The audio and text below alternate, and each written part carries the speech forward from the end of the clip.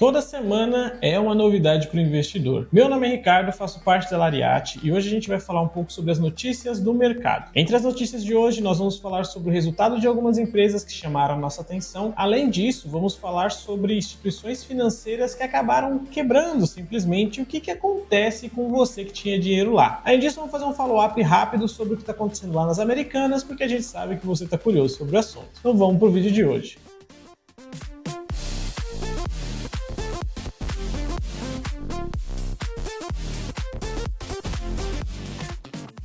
Sabe aquela informação que você guardou na cabeça achando que nunca ia precisar? Pois é, hoje a gente vai entender a importância do FGC. Para quem está ligado no mercado, sabe que duas instituições financeiras tiveram a sua liquidação executada ou exigida pelo Banco Central. Na prática, significa que a BRK Financeira e a Portocred Financeira quebraram. E é claro que a primeira medida que o investidor toma nesse tipo de situação é ficar em pânico. A BRK Financeira tinha cerca de 42 mil credores na sua base de clientes. Já a Portocred tinha um pouco mais de 12 mil. E todas essas pessoas, o que vai acontecer com elas? Elas simplesmente vão ter que engolir o prejuízo? Vão ficar a ver navios? Vão ter que ir lá para frente protestar na frente do banco? Relaxa que tem uma solução. É agora que nós vamos entender quem é o nosso amigo FGC. O FGC é o Fundo Garantidor de Crédito e ele é muito importante para garantir a liquidez e a lisura de certas instituições financeiras, uma vez que ele serve como se fosse um seguro para caso aconteça algum problema e a instituição financeira não consiga arcar com as suas responsabilidades, com honrar com aquilo que ele prometeu dar de rendimento, ou até mesmo de simplesmente manter esse dinheiro guardado. Então, para todas as pessoas que têm contas ou têm algum tipo de investimento nessas duas instituições, elas não precisam ficar desesperadas porque elas vão conseguir recuperar o seu dinheiro, ou pelo menos parte dele. E aqui vale um alerta bastante importante. Quando eu falo parte, é realmente uma parte dependendo do montante que essas pessoas têm nas instituições. Eu falo parte porque o FGC ele tem como garantir a liquidez ou ressarcimento de valores em até 250 mil reais por conta. E esse limite também se estende à instituição financeira. Então, se alguém tiver 700 mil reais colocadas numa única instituição, como a BRK, nesse exemplo aqui que nós estamos tendo, essa pessoa vai poder ressarcir até 250 mil. Agora, se ela tem 500 mil reais divididas em duas instituições, como a Portocred e a BRK, ele vai conseguir ter esse valor integral. E aqui é claro que fica aquele alerta, porque é muito importante a gente lembrar da diversificação, não só quando a gente mexe numa carteira de investimento, saber quais empresas, setores e por aí vai. Também é importante a gente lembrar da mitigação de risco, e esse tipo de coisa está dentro da mitigação de risco com certeza. Imagina que você coloca R$1 milhão dentro de uma dessas instituições.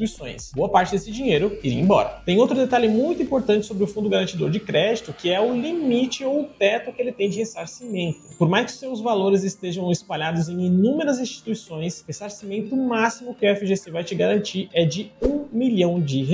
Isso não está relacionado a apenas uma conta ou juntando num único período curto ali de tempo. É como se você tivesse uma pool, ou seja, um limite que você vai conseguir ressarcir quando tem algum tipo de problema nesse sentido. Uma vez que você usa desse seu direito de ressarcir os seus valores, o valor é destituído ou subtraído desse 1 milhão. Se você tinha ali 200 mil para ser ressarcido, então você deixa 800 mil. Esses 800 mil vão ficar inalterados e só vão ser renovados a partir de 4 anos da primeira vez que você fez uso desse seu direito. Muitas pessoas acreditam que eles podem simplesmente mitigar o risco completamente, mesmo colocando dinheiro em instituições pequenas, fazendo isso em várias pequenas partes, em instituições diferentes. Mas aqui a gente viu que existe um limite para isso, então é muito bom ter cuidado com esse tipo de operação. Grandes bancos e instituições gigantescas têm uma lisura um pouco maior e uma solidez mais garantida. Por isso, eles dão algum retorno um pouco mais baixo do que instituições financeiras menores. E é claro que isso você tem que colocar na conta quando você for escolher aonde você vai colocar o seu dinheiro. Beleza, agora eu já entendi que tem FGC, que eu não posso deixar meu dinheiro em qualquer lugar, mas sou uma das pessoas que foi prejudicada nesse caso. Como é que eu coloco a mão no meu rico dinheirinho? Isso vai ser relativamente simples para você, porque existe um aplicativo do Fundo Garantidor de Crédito onde você pode baixar, fazer um cadastro simples e informar que você deseja fazer o ressarcimento dos valores que você tinha naquela instituição. E os valores que você tiver a ser restituído, seguida, você vai cadastrar uma conta corrente e você vai receber diretamente por ela, sem ir na agência, fazer algum tipo de processo, entrar com advogado, nada disso. Simples, rápido e fácil. Mas apesar do processo ser tudo feito online, ainda existem certas burocracias. Por exemplo, você só vai receber toda a restituição uma vez que seja feita a liquidação de todos os ativos do banco por meio do Banco Central. Ou seja, por mais que todo o trâmite tenha sido feito da sua parte, você só vai receber esse valor uma vez que o Banco Central tenha finalizado os trâmites do lado deles. Mas depois de todo o prejuízo contabilizado, o Banco Central liquidar todos os ativos do banco, fazer com que aquilo volte a render alguma coisa, muito provavelmente não o suficiente para pagar tudo que o banco precisaria, ele vai pagar todo mundo de acordo com a necessidade. Claro que o FGC ele não é a grande garantia mundial, tá? Existem casos onde o FGC poderia ter um problema, mas isso a gente só veria numa queda de um banco gigantesco. Instituições menores, eles conseguem arcar muito bem com o prejuízo e ele existe justamente para isso. Mas agora eu quero saber de você. Foi uma das pessoas que foi pego de surpresa com uma aplicação desses bancos ou conseguiu sair ileso desse BO? Manda pra gente aqui nos comentários.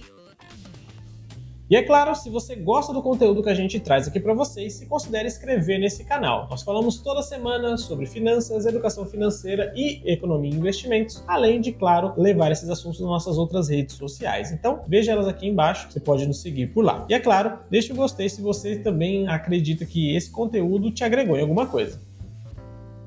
Para quem é fã de dividendos, chega uma boa notícia. A Vale disse que vai distribuir 8 bilhões em dividendos para os seus acionistas. É isso aí que você ouviu. A Vale decidiu pagar gordos dividendos e anunciou isso junto com seus últimos resultados do trimestre de 2022, o quarto trimestre no caso. A empresa, que é uma das maiores mineradoras mundo afora, registrou um lucro de 3,7 bilhões de dólares. E é claro que aqui a gente vai falar um pouco sobre dólares quando a gente fala sobre os resultados da empresa. Então, quando a gente estiver falando sobre resultados, dólar, lembra disso. É claro que o resultado líquido dessa magnitude é bastante interessante, mas quando a gente olha para a Vale é um pouquinho diferente. A empresa teve um lucro líquido no último trimestre, ou seja, no terceiro trimestre de 2022, de 4,4 bilhões de dólares. E se a gente olha para o quarto trimestre no ano anterior, ou seja, comparando o mesmo trimestre do último resultado, a gente está falando de 5,4 bilhões. Então tem uma diminuição na sua lucratividade. Quando nós olhamos para o EBITDA também, que é o resultado operacional limpo da empresa, nós temos um valor de 5 bilhões e fica 27% abaixo do último período do ano anterior. Então já fica um pouquinho diferente esse resultado. Outra coisa que me chamou bastante atenção foi o quanto que a empresa aumentou o seu endividamento. A Vale fechou o ano de 2021 com 1,87 bilhão de dólares em dívida, mas ela finalizou o ano de 2022 com 7,9. E aqui mais uma vez a gente tem que levar em conta, claro, o contexto da empresa, porque quando a gente olha para 7,9 de dívida, né, aumentando ainda do anterior, a gente vê um aumento bastante agressivo, mas para a Vale ainda é tranquilo esse nível de endividamento. Quando a gente calcula que a dívida líquida pelo EBITDA ajustado, que é uma das formas que a gente vê como a empresa está na sua alavancagem operacional, ou seja, o quanto que ela está endividada para operar, ela está em 0,4. Não é nada muito alarmante. E é claro que é válido lembrar que a Vale está fazendo altos investimentos, ela tem alguns planos de crescimento e coloca isso também nos seus resultados no seu release. Um dos destaques que eles colocam é um projeto de planta energética de sol cerrado, que seria uma forma deles também ampliarem um pouco as suas receitas. Além disso, tem 3 plantas novas de extração de minério de ferro. São elas a Ferro Sul, Capanema e Briquete. Quando a gente olha para todos esses projetos juntos, eles tiveram uma injeção de 5,4 bilhões de dólares nos seus investimentos. Mas apesar do resultado atual não ser o melhor que a Vale já apresentou para a gente, eles ainda mantêm a posição de que vão pagar dividendos bastante interessantes. O pagamento total de dividendos vai ser de 8,13 bilhões de reais aqui, quando a gente vai falar, tá? Não são mais dólares, mas sim reais, e isso representa mais ou menos 1,82 reais por ação. Então você que é acionista da Vale, saiba que você vai receber alguns dividendos aí. Eles informam que esse valor pode ter alguma pequena alteração de acordo com o que acontecer daqui até a data X, e acontece no dia 13 de março para quem investe aqui no Brasil pela B3, ou no dia 15 de março para quem investe na empresa lá pela Bolsa de Nova York. Mas e você? Vai receber uma parte dessa grana ou você está por fora do que a Vale anda fazendo? Manda pra gente aqui nos comentários.